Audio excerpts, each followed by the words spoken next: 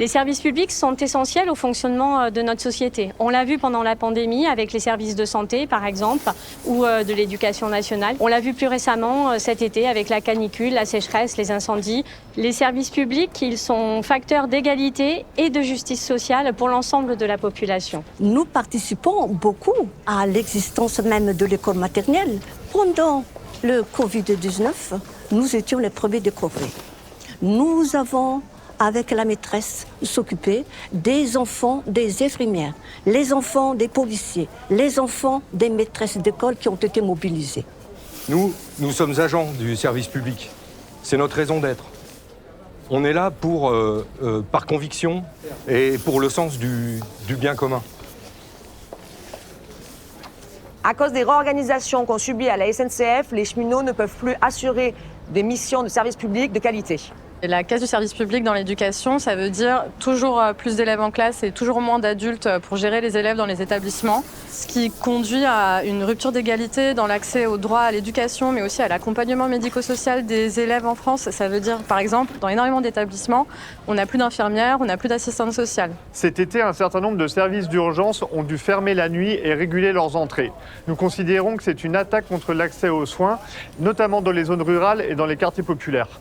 Avec des soins qui s'orientent de plus en plus vers la rentabilité, c'est l'accessibilité de toutes et tous, un service public de la santé qui est remis en cause. L'affaire Buitoni, l'affaire Lactalis, l'affaire Kinder, ça vous dit quelque chose? Notre service est chargé de la protection des consommateurs. Nos services sont restructurés et la sécurité sanitaire des aliments, donc en fait les contrôles à la remise directe et les prélèvements, vont être donnés au privé. Or, il y a un conflit d'intérêts. Comment va être protégé le consommateur si c'est une entreprise privée qui fait le contrôle de ses produits et de ses prestations de services?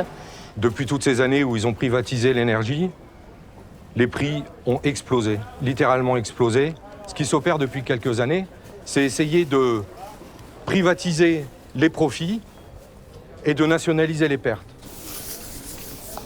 Il va falloir revenir à un vrai service public pour que les usagers puissent s'y retrouver.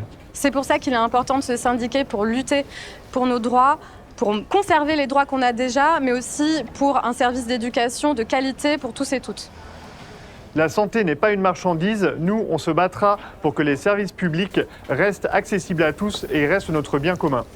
En fait, c'est un vrai choix du capitalisme et des politiques néolibérales d'appauvrir nos services publics. Combattre la fraude et l'évasion fiscale, ça rapporterait 100 milliards par an. Taxer les superprofits, ça rapporterait entre 10 et 20 milliards par an.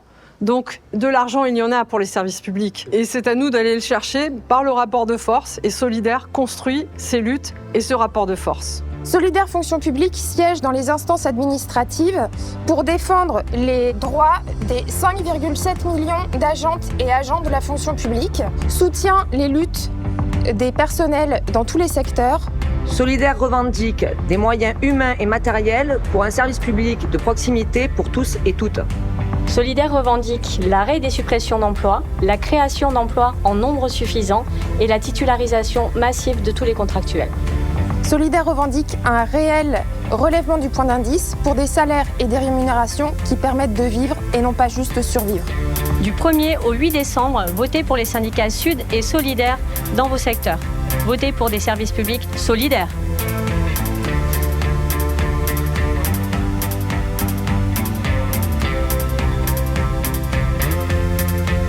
Plus d'infos sur solidaire.org.